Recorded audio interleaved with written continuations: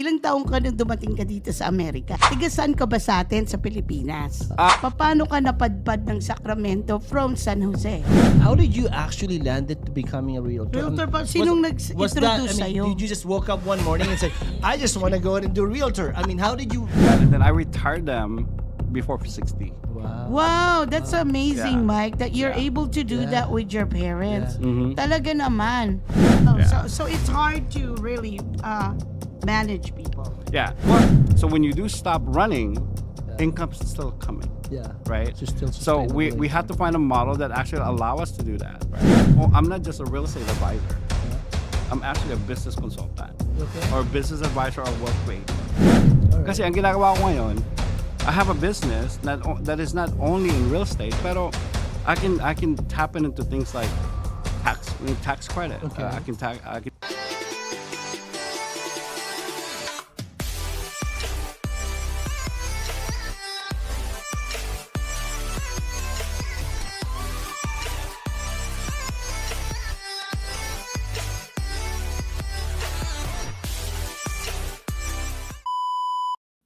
Hello, everyone. This is Elizabeth Velasco from the Velasco team of Remax Gold, and this is Alvin Reyes with Supreme Landing. and welcome to our Episode 84 of Bahay Pinoy sa Tate. Yes, yes. Hello, Alvin. Hello, Elizabeth. Happy October. Happy October. Ito na My tayo. goodness, Yes. ang bilis ng oras. Sobrang bilis. Pasko na Oh, naman. Thanksgiving and then Christmas is coming, right? Anyway, we have a special guest. A very handsome guest. Yes, ito yung brother natin sa Pogi to, pogi. sa FAREPA, FAREPA, which is the yes. Filipino-American real estate professional here in Sacramento region, yes, At walang yes. iba kundi si Or Michael Cabras. Cabras.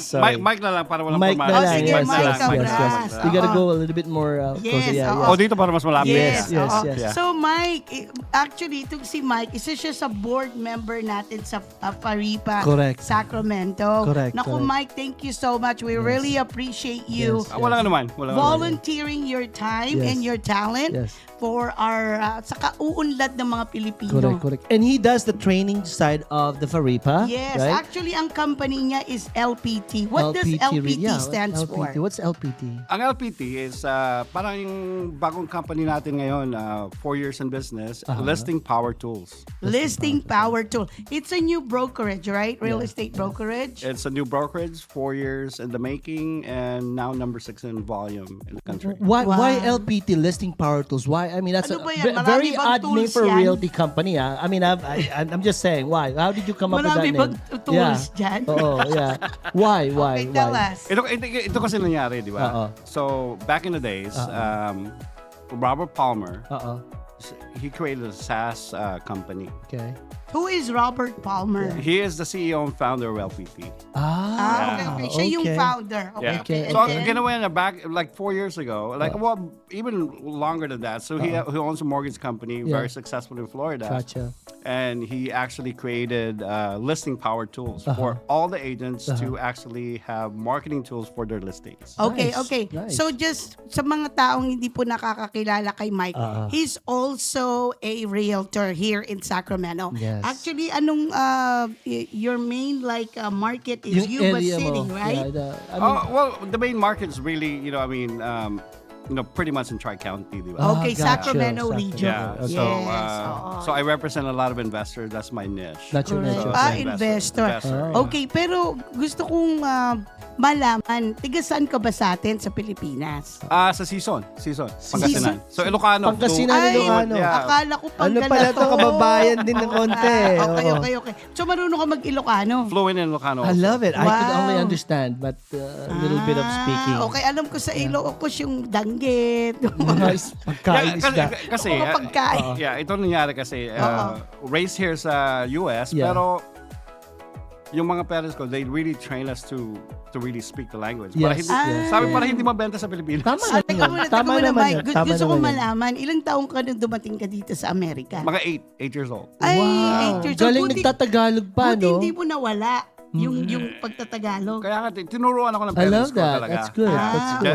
Okay. Just to make sure that I can relate also to everybody that I come in Talk contact to. with. Okay. Yeah. So, nung 8 years old ka, I mean, saan kayo, from season, Pangasinan, saan kayo, unang tumira dito sa Amerika? Well, I grew up in Oakland actually, East Oakland. East Oakland. Oh my goodness, San Francisco Bay Area pala to. So you're originally from the Town. Oakland. I used to live in Oakland too, in Fruitvale. Yeah. Which is like, I know that area. My mom is in Fruitvale. Yeah. So Yes, from Oakland, we ended up moving to San Jose, and nag-graduate ako ng Malpitas. Oh, Malpitas High School. alright. Yeah. So tubong Nag-San Jose State ka ba? Hindi, Sacramento. Yeah.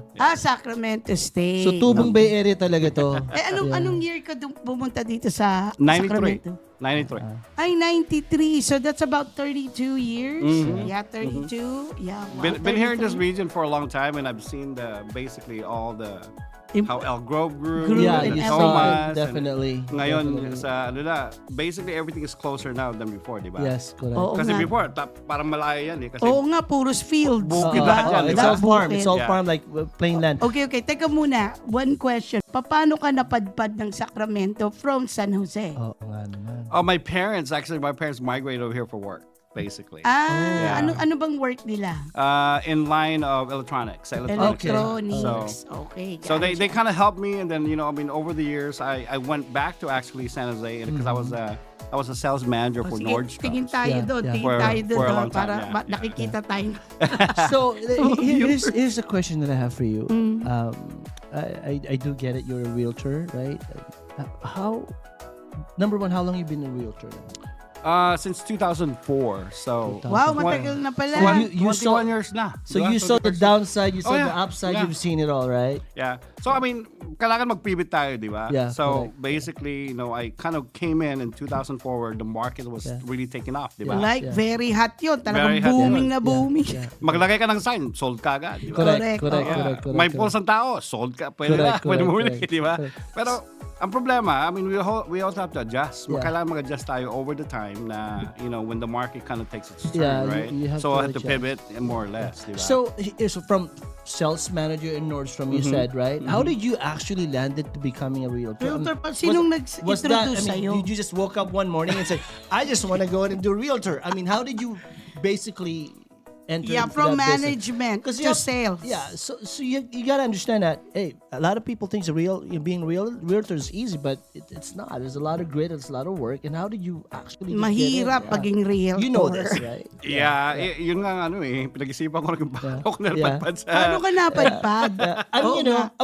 of course, number one motivation is, Hindi, gusto ko nating malaman yung istorya Yeah, niya. Paano yeah. siya napadpad? tell me about how did you start from, how did you get in? What pushed you to become a realtor? Sinong And you're still nag-introduce doing sa'yo? it, right? Do you still remember? It looks like Hindi nyo na maalala. Yun na 2004 pa yun. naalala ko. So, because you have to have that motivation. You have to have that one Hindi, U-turn. Hindi gusto eh. natin, Wala lang. Talaga? teka muna, Alvin. Wow, okay. Gusto natin malaman paano siya na-introduce sa real estate. Yun na nga. Anong nangyari? Oo nga. parang wala lang. Wala lang. So sales manager ako ng Nordstrom, pero I found a ceiling sa retail, di ba? Sabi ko, Tama na yun. Punta ka ng Las Vegas, punta ka dito, punta ka doon. I mean, I was working like basically every holidays, every Christmas is missed. And I mean, being everything around is missed. places. Yeah. So sabi ko, well, I need more freedom. Hindi nakakumpine lang ako. So what other job can actually give me the same result? Sabi ko. Okay, Okay, tapos anong okay. nangyari? So a friend of mine, which is basically one of my sales agents, decided to enter in real estate. So sinabi sa akin, why don't you try real estate? There you go. So sabi ko, why not? Wala namang mawawala. Sales rin yan, di ba? Yeah. Yun lang, bahay lang binibenta mo instead of, Makes sense. retail stuff, di ba? Oo. So I took the test. And then I quit I really quit Nordstrom's. Like I said, you know what? I'm gonna do this. I'm gonna commit to it, and I'm just gonna quit. Oh, nice. Okay, so you just went all the way in. I just went all the way in. So as soon as you pass your exam, you went all I the quit. way in. Oo. Wow. And this is back on 2000. 2004. 2004. Yeah. Hindi ka pa realtor nun, Elizabeth, Hindi right? pa ako realtor. Oo.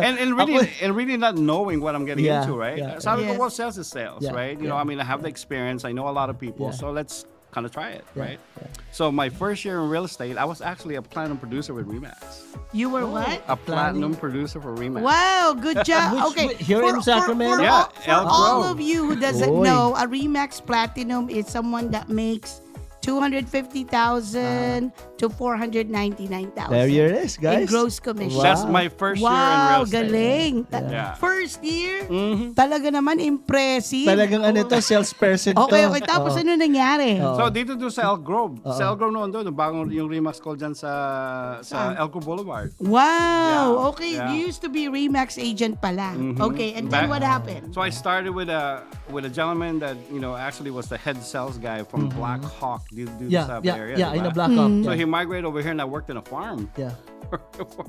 for a long time. Uh-huh. I actually drove to Wilton, right, and work in a farm. So What do you mean you work on a farm? That's where my my team leader was. Okay, So he had a 200-acre farm in Wilton. and then what do you do in the farm? I made calls. Oh, just like become your office? Ah, Yeah. okay, okay. Yeah. No, what he meant is like dun siya nag-farming sa prospecting. Oh, okay. Well, not only that, but we also we're involved in a lot of the subdivisions that happen in Wilton. That was happening. Yeah. That was growing. Yeah. So during yeah. that time, yeah. Yeah. So I couldn't imagine Sacramento back then doing an Elk Grove. That's really, I mean, for me, it's like, Bukid pa lahat Bukid, doon. Wala, nothing but hindi farm, pa, right? hindi pa na-improve ang Elk Grove. so long story short, I O mean, sige, lapit mo kasi baka hindi tayo okay. marinig. Oo, So long story yeah. short, over the time, just kind of like got into real estate and kind of submerged myself in it, right? And and then I went from Remax to KW, and then from KW, I went independent. Ang dami mo palang brokerage sa Tatlo lang, pinuntahan. apat lang.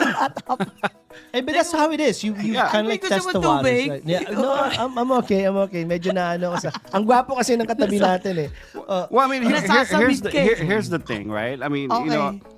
in real estate, you always have to find, what works for you, right? Correct. Over time, you kind of outgrew what the company offers, right? So time and time, I went independent because that's what I thought, that's going to solve my issue, right? Why would I, share my commission with a brokerage if I can go do Makes it sense. myself, right? I mean, a lot of us kind of went that route. Okay, so you became a broker. No, yan ang problema, hindi ako na-broker. Ang ginawa natin, I partner up with a broker that really opened up a brokerage, and then we were just partners.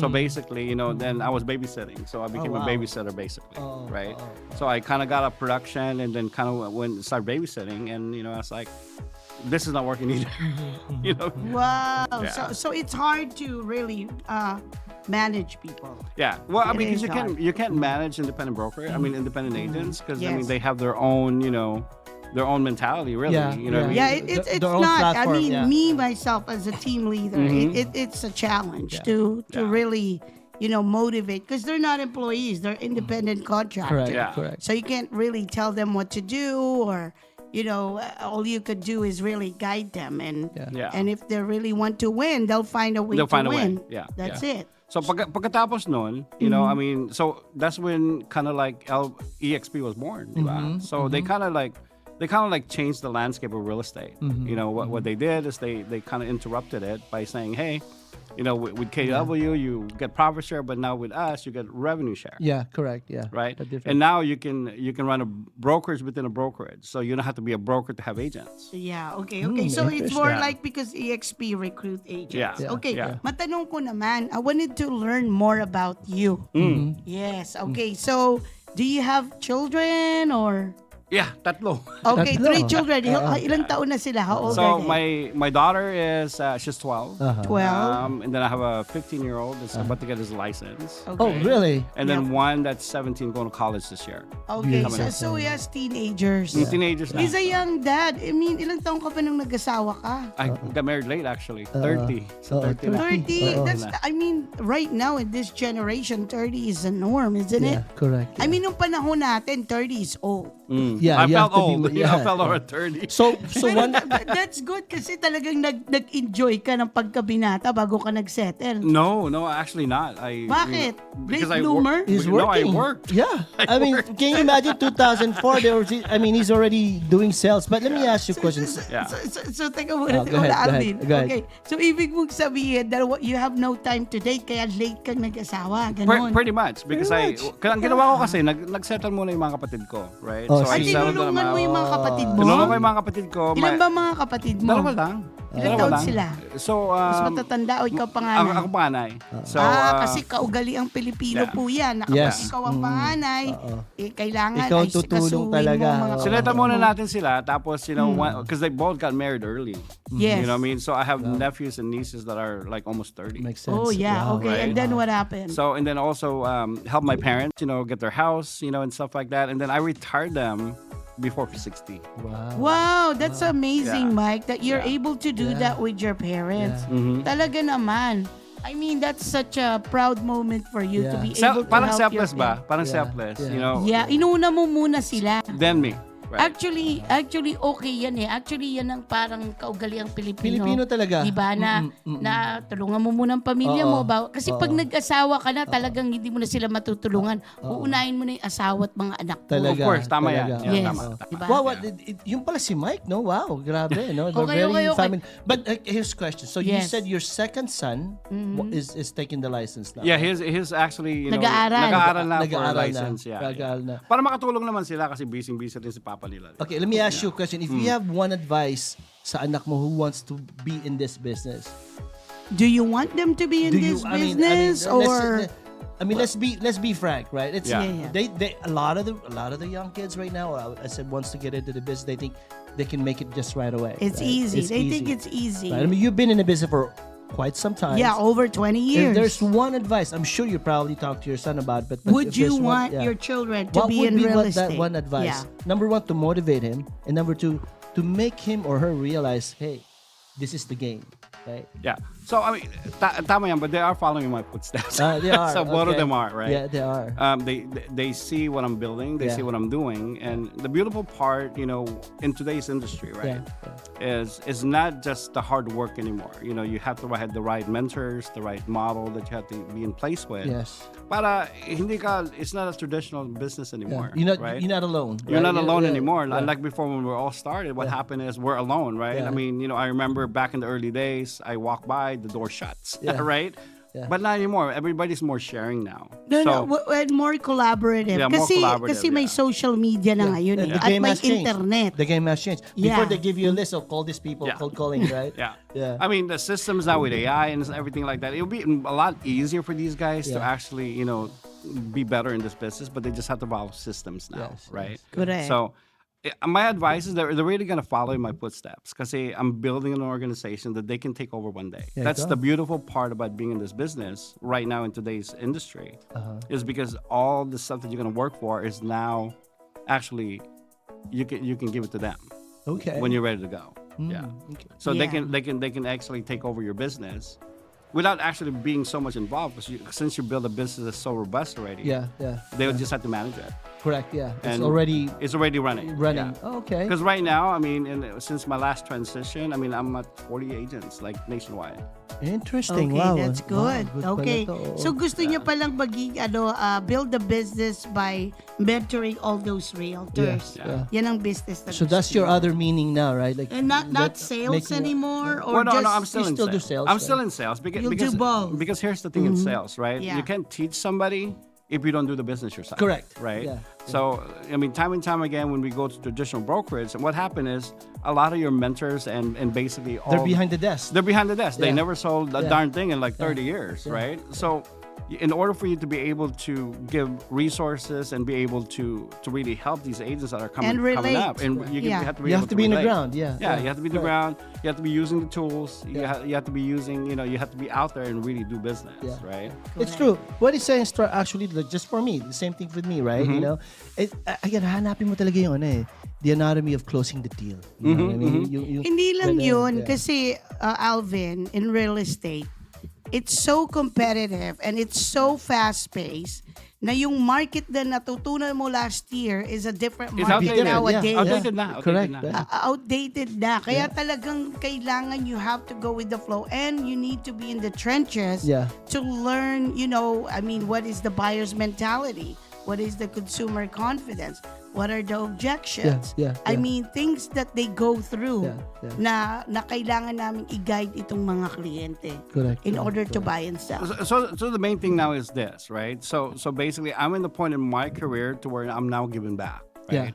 So I'm building an organization that has leverage, right? So indeed, kasi let's face it, being in this business, we're on a treadmill. Nasa treadmill tayo, di ba? Takbo tayo ng takbo. Takbo tayo ng takbo. If we stop running, everything stops as well. Makes so sense. kailangan takbo tayo ng takbo, right? Kasi wala tayong leverage sa business na to, right? So we have to, my advice to a lot of the kids and the younger generation that's coming on board is to find a model to where it's leverage. Kailangan ng model leverage siya para hindi ka lang takbo ng takbo. There's a light at the end of the tunnel, right? So when you do stop running, income's still coming, right? So we have to find a model that actually allow us to do that, right? So here's another thing that I'm building. I'm not just a real estate advisor. I'm actually a business consultant, or business advisor or wealth creator. Okay. All right. Kasi ang ginagawa ko ngayon, I have a business that is not only in real estate, pero I can tap into things like tax credit. I can tap into life Insurances? Okay. Solar. I can go into marketing. Okay. So basically, So you're spreading on any other Parang siyang jack of all trades, ha? may lever na akong ginagamit. So here's the thing. Let's just put an example, right? So if I'm consulting with a client, right? And it happened to be that after I consult with them, hindi sila makabili, right? Because I found out that their business is going down the toilet, right? So now I'll be able to segue and say, hey, before we do this, obviously right now you won't be able to buy a house. But if you talk to my expert over here with tax savings, with payroll, they'll be able to save you money there. And then increases the value of your company. Then you can come back to me and buy a house. Let's do it house. Buti hindi mo pinapasukan ng pagiging loan officer. To me, that's another work. Mahirap.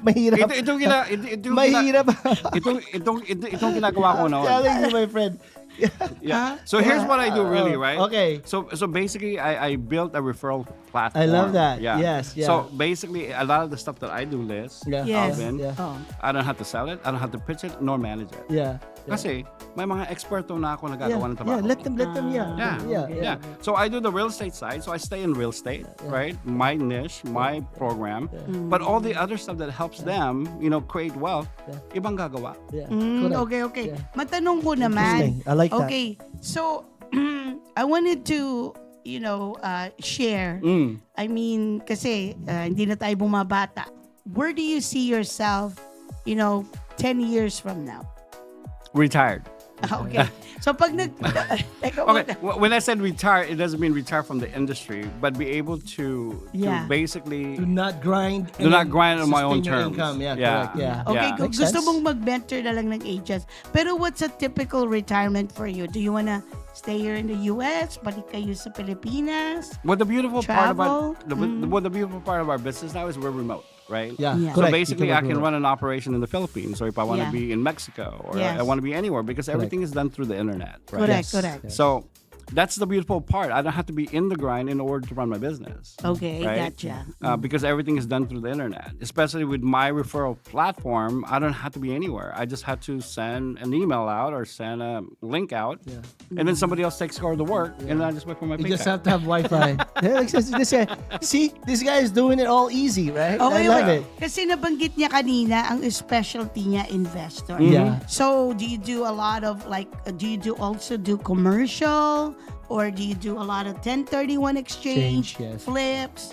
Tell me. No, I don't do any of that. For the fact that I'm not the expert. Yeah. But I know expert that I send them to. Yeah. Right. So they will Para actually do that for siyang me. middle person na Yeah. nag-ano. Yeah. Okay, I love okay. that. So, no, what I meant is when you're selling to investor real estate. Sa residential lang. Residential multi-units. Yeah, just Okay, actually, residential multi. So mainly residential. Okay, Okay. gotcha. Yeah, so because I'm actually with one of the largest flipper in the nation, basically in 22 Okay. states. Okay. So, what do you like best about being in real estate? Being a realtor? Well, what's makes you? What, Yeah. What made me makes get you up at get up night? in the and what's your In the meaning? morning. Kailangan meron kami, hindi naman basta Yung totoo lang ha. You have to, straightforward. Just I mean, be our audience real. wants to know you. Just be real. What brings you up in the morning? And Yeah, I still wanna being do a this? realtor. What do that you like meaning? best? I don't like anything about it. Good answer. no, pero ito. Okay, for real. For real. Talaga? I mean, it's Yes. basically, helping like people, like our Yeah. kababayan There you or go. anybody that needs help to really build their wealth, Yeah, right? yeah. Because a lot of people are uninformed, right? Correct, So it's just basically guidance, right? So hindi lang tayo realtor, but we're also psychologists, Yeah, yeah. counselor, Therapist. Lahat Therapist. na. It's true kasi we hear all the problems. Alam mo, right? sa totoo We're lang, problem solver. Mike, I Totoo mean, yan. when you're helping a client, Yeah. their problem is It's your your problem. problem. Totoo yan, totoo yan. So you totoo yan. really take that burden. Totoo yan. So if you're not strong mentally in this business, I'm telling you, it's gonna drive you crazy. yeah.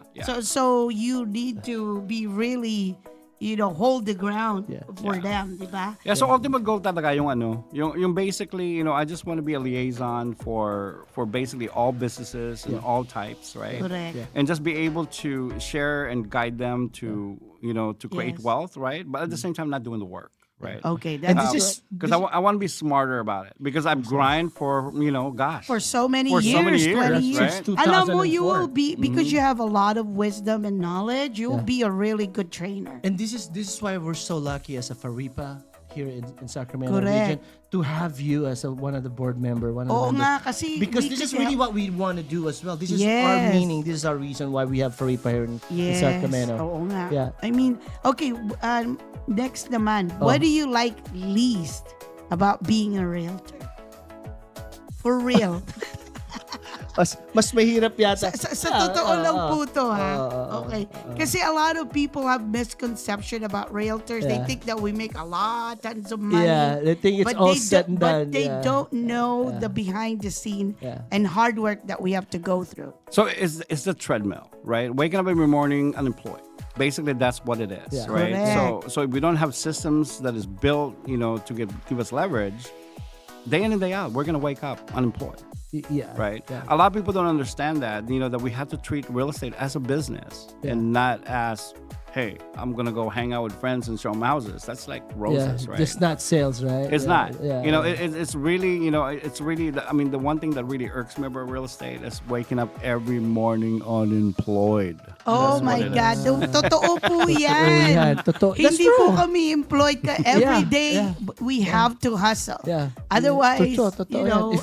If we don't work, we don't get paid. We don't have PTOs. no, we're not gonna eat. Yeah. We're gonna be Walang homeless. PTOs, right? Yeah. Yeah. So I mean, and that's the hard part about it. But then again, just teaching and guiding people now, Yeah. that are coming into the industry, help them build leverage, Mm-hmm. have them, not only the real estate vehicle, but then also the vehicle of passive Yeah, income. yeah.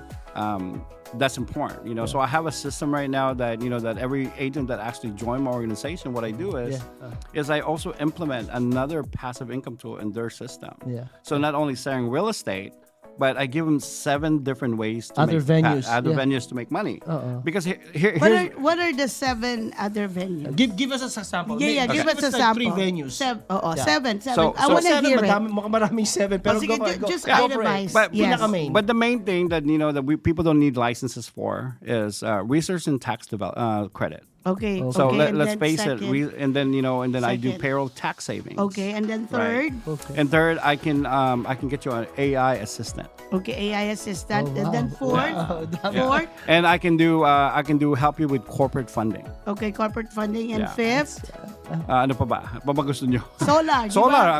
Pwede na tayo sa solar. Parang just Yeah. listening to now, And, overwhelmed and na then ako. 6 is what? Overrides from the agent, right? And basically you have leverage, right? So Leverage. you have override from people's production. Yes. Right. And then Interesting. 7 is what?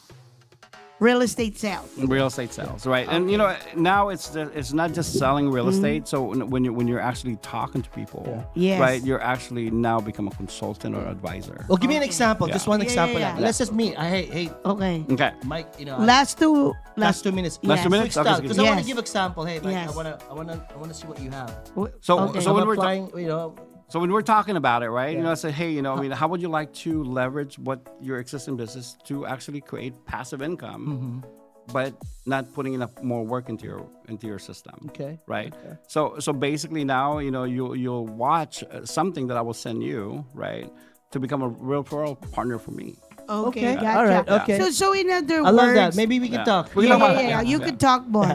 Okay, so one last piece of Let's advice do sa it. lahat po ng nating mga kababayan na nakikinig sa atin ngayon. Anong ibibigay mong advice sa kanila? A life advice. Who wants to do this? Who wants to make it in this business? Well, I mean, Or nag-iisip na maging realtor. Okay. Yes. Gusto ko maging gano'n. Ano yung my advice is to really, you know, if you ever want to get into, you know, to real estate or any self-employment, right? Not just grinding 9 to Correct. 5, right? Is to find the right mentor and to find the right model that gives you leverage. Okay. That's the number one. That's the key. Okay, so mentor and right leverage. leverage? Yeah. Okay. But anyway, And model. naku Mike, thank you so thank you. much for Mike. Pronto to, Yeah, totoo yan. Thank totoo you yan. so much for Yeah. being here today. Yeah. We learned a lot about you and also this kind of business model. And we really appreciate your time. And we really want to thank you for being one of the board member for the FAREPA. Filipino-American American Real Real Estate Estate Professional Association ng Sacramento. Sacramento Well, salamat rin. Salamat rin Yes. for inviting So, me. mabuhay ang FAREPA Sacramento and more power to you. And thank you again for tuning here at Bahay Pinoy sa Tate. Once again, everybody, thank you. everyone.